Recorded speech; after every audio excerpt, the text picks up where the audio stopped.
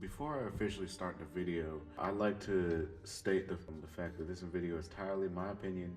However, it is opinion that I am backing up with facts from the Ruby series itself. Now, let's start at the beginning where Ruby first mentions Qrow in Volume 1, Episode 1, when she's talking to Ozpin. By that point, Ozpin already knows Qrow, and he had realized that her scythe-wielding skills and abilities resembled his. Keep in mind that when Qrow first met Ozpin, if I'm not mistaken, Ruby and Yang haven't even been born yet. But we ourselves haven't seen Qrow. Moving on to his first actual appearance in the series in Volume 3, when he fights Winter during the Vital Festival, we first see him drinking in a bar. That's when we first see him. And he has this kind of alcoholic type tone to him. Now, before continuing on with this, I want to again elaborate that this is my opinion, but Qrow has the second saddest story in life, in my opinion, in all of Ruby. I know you can argue Yang, you can argue Weiss and everything like that, but they, at the end of the day, they have people backing them. Qrow has nobody, and this video is going to explain what I mean by that. Now, first impressions of Qrow, I don't know about you guys, but my first impressions of Qrow, I just took him for one of those OP badass dudes who just likes to stay freaking hammered. That's how I thought Qrow was. But it wasn't until this latest chapter, Volume 6, Chapter 4, when I realized that Qrow could very well be drinking the sadness away. Everybody can get into vices and everything. And drinking, as we all know, just like smoking, is a major vice. Now, I want you guys to remember that in Volume 4, Chapter 8, titled A Much Needed Talk, when Qrow is explaining his semblance and giving the whole story about how the world of Remnant was created and everything like that, he was talking about the gods. When he mentioned his semblance, he made sure to mention that his semblance isn't something that he actually does, but it's always with him, whether he likes it or not. Did you know that crows are a sign of bad luck? Old superstition, but it's how I got my name. My semblance isn't like most. It's not exactly something I do. It's always there, whether I like it or not.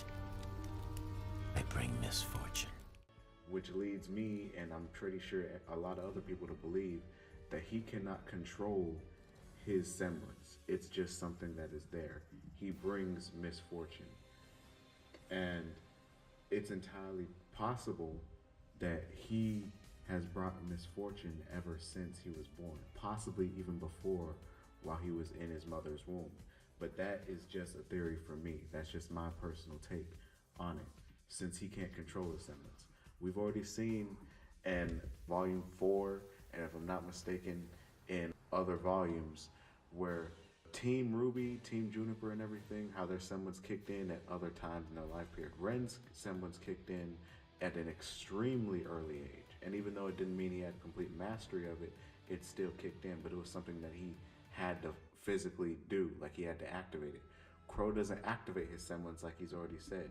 It just happens, which means it's entirely possible that he has brought misfortune ever since he was born, which is why in Volume 6, Chapter 4, which is the latest episode, why it would make sense why Qrow said that nobody wanted him. And when I heard Qrow said no one, I really think he meant no one. No family, no friends, no one in the tribe that he was originally with Raven. I feel like he really meant no one. See, the reason I titled the video Qrow's Sad Life Without Purpose is because he never had a purpose. And I feel like in life, everybody wants a purpose. Like they want something out of life. In the world of Remnant, I feel like everybody wants a purpose. Like Cinder wants power. Salem wants to make the gods suffer. Ozpin wants to stop Salem. Ruby wants to help people. These are all things, these are all purposes that people have in life. Qrow and Raven originally didn't become huntsmen and huntresses to help the world or become stronger or anything. They did it to kill huntsmen for their tribe. And when you think about that, the thing is that if the tribe doesn't want Qrow there, which I feel like they didn't because of the fact that he continually brought misfortune, then there's no point of him even attending the academy anymore. That's why I say that he has a life without purpose. For nobody to want him, that also means that nobody wanted him around until he came across Ozpin. With no family, no friends, it can be easy for somebody like Qrow, especially at a young age. Keep in mind they were young when they attended the academy.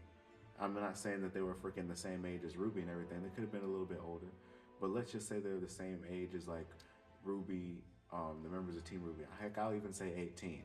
So with that being said, the thing is that Ozpin, who not only gave you a purpose, but gave you a purpose that could save all of humanity, which was obviously defeating Salem. And that was a purpose that he attained when he was still attending Beacon Academy with Raven. So my thing is that him, the rest of the members of Team Stark and everything like that, Ozpin gave Raven and Qrow a purpose. Raven decided to leave and abandon and everything, but he gave both of them a purpose. And the thing is, Qrow put full devotion his whole life into Ozpin's plan that turned out to not exist. We found that out in Volume 6, Chapter 4. We see a sadness in Qrow that I have not seen since he was introduced to the series. I've never seen Qrow have this kind of sadness about him. And this is why I said that he could very well be drinking the sadness away. It might not have been completely like that when we first got introduced to him, because he had already had the goal and everything for Ozpin, to help Ozpin and everything like that. But still, Qrow cannot be around family. He has to do these missions alone because he's afraid, and even Ozpin is probably afraid, Qrow's misfortune, his semblance, is going to get somebody killed. And that makes so much sense. Would you guys actually willingly let family come around you if you knew that misfortune, the misfortune that you bring, would most likely get them killed? Of course you wouldn't. So my thing is, when Qrow found out that Ozpin had no plan for defeating Salem, Qrow found out that he's been living a life with no purpose this whole time. His whole life without a purpose, without people that he could actually get close to. It was as if Qrow's wings were clipped. And with a Qrow having no wings, being unable to fly, what purpose does it have? What purpose does it serve in this world? And how will it survive? The answer is that the Qrow won't survive. The Qrow will inevitably die. And I'm sorry to get morbid on you guys when it came to that, but like I said, it is my opinion, but it is a strong opinion that I'm backing by certain facts from the show. And Qrow has to easily have the saddest story so far in Ruby besides Ozpin. At first I was going to put Salem at number 2 besides Ozpin, but Salem eventually turned into having her own objectives, which is like ruling over people. So that's why she got bumped down. But Qrow living a life without purpose, not being able to get like close to family because he has a semblance that he cannot physically control, because that's how luck works. You can't control it. It's extremely sad. And that's why this video, this new type of video that I'm making, is called Qrow's Sad Life Without a Purpose. So let me know what you guys thought about this video. I'm gonna try to put some clips in there and make it nice, doll it up and everything. Sorry for all the stuttering and everything. It took me a while to do these notes. I'm trying to these are new videos I'm trying to make, you guys. I'm sorry if it seems weird, but these are just my thoughts. Let me know what you guys think. I plan on doing more videos like this in the future. This last chapter just really opened my eyes to how Qrow's life has been, and how hopefully he doesn't die in the series, especially without a purpose. So I'm gonna see you guys next time in the next video.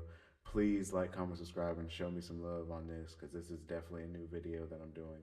I'm gonna catch you guys later, and peace.